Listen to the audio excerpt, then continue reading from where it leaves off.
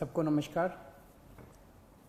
जैसा हम देख रहे हैं देश भर में कोरोना का बहुत ज़बरदस्त कहर छाया हुआ है और इस कोरोना काल में जो सबको लग रहा है कि समाधान इसका एक ही है, वो है वैक्सीन। दिल्ली सरकार ने निर्णय लिया है कि 18 साल से ऊपर की उम्र के लोगों को फ्री वैक्सीन दी जाएगी। हम कोशिश करेंगे कि इसको जल्द से जल्द और बड़े स्तर के ऊपर कैसे लोगों को वैक्सीन किया जाए, इसका पूरा प्लान तैयार किया जा रहा है। आज सुबह हम लोगों ने दिल्ली में 1,34,00,000 वैक्सीन खरीदने की मंजूरी दी है। हम कोशिश करेंगे कि ये जल्द से जल्द वैक्सीन खरीदी जाए और लोगों को लगाई जाए।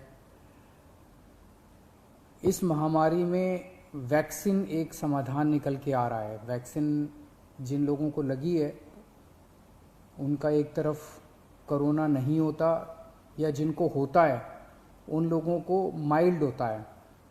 उनमें से अधिकतर लोगों को अस्पताल की ज़रूरत नहीं होती, और अगर अस्पताल की ज़रूरत पड़े भी तो उनकी बीमारी सीरियस नहीं होती, ऐसा देखने में आया है। तो कोरोना एक तरह से अगर वैक्सीन सबको लग जाए तो कोरोना एक ऑर्डिनरी बीमारी की तरह हो जाएगी। अगर होगी भी तो ठीक हो जाएगी।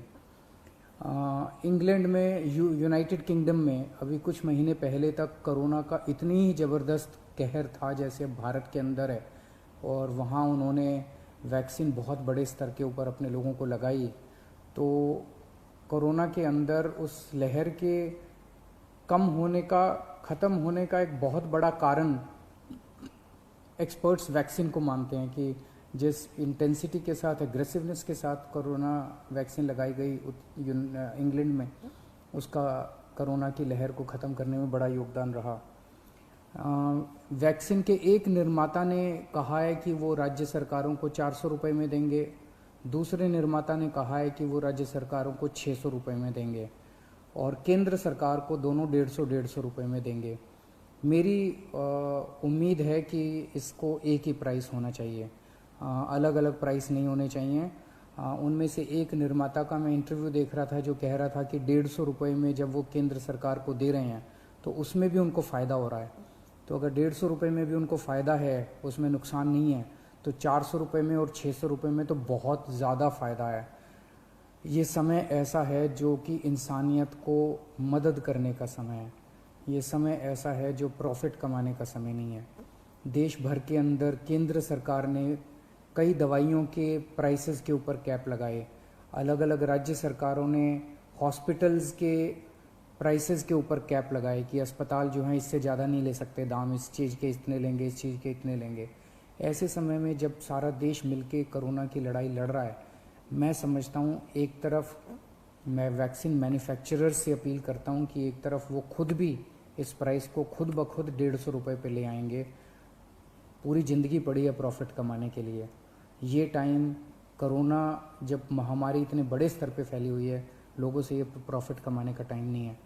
मैं केंद्र सरकार से भी अपील करता हूँ कि अगर ज़रूरत पड़े तो इसकी भी कैपिंग की जाए और इस प्राइस को कम किया जाए।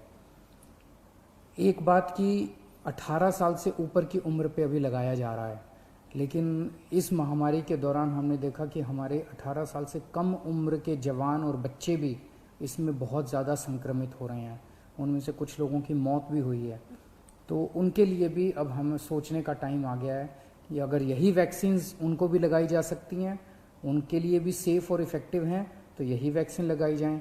और अगर ये वैक्सीन्स उनको नहीं लगाई जा सकती, दूसरी वैक्सीन्स की ज़रूरत है, तो मैं उम्मीद करता हूँ कि जल्द दूसरी वैक्सीन्स भी ईजाद होंगी जो बच्चों को भी लगाई जा सकें, उनको भी सेफ़ हो और इफ़ेक्टिव हो। दिल्ली में ऑक्सीजन बेड्स बढ़ाने का इस टाइम बहुत बड़े स्तर पे हम लोग काम कर रहे हैं। अभी मैं राधा स्वामी सत्संग ब्यास के वहाँ पे जो एक सेंटर बनाया गया है उसका मुआयना करके आ रहा हूँ। आज सुबह सुबह 10 बजे वो मरीजों के लिए खोल दिया गया है। लगभग 500 बेड्स शुरू किए जा रहे हैं। आज 150 बेड्स हैं, अगले 1-2 दिन में 500 बेड्स हो जाएंगे। उसके 2-4 दिन के अंदर इसको 2000 बेड्स तक और फिर 5000 बेड्स तक ले जाया जाएगा। इसके साथ साथ वहीं पे 200 बेड्स का आईसीयू भी तैयार कर रहे हैं राधा स्वामी सत्संग में, और तो मैं उम्मीद इसी तरह से पूरे दिल्ली के अंदर कई जगह फैसिलिटीज़ क्रिएट की जा रही हैं ऑक्सीजन बेड्स की। मैं उम्मीद करता हूं कि इससे जनता को काफ़ी फ़ायदा होगा। नमस्कार।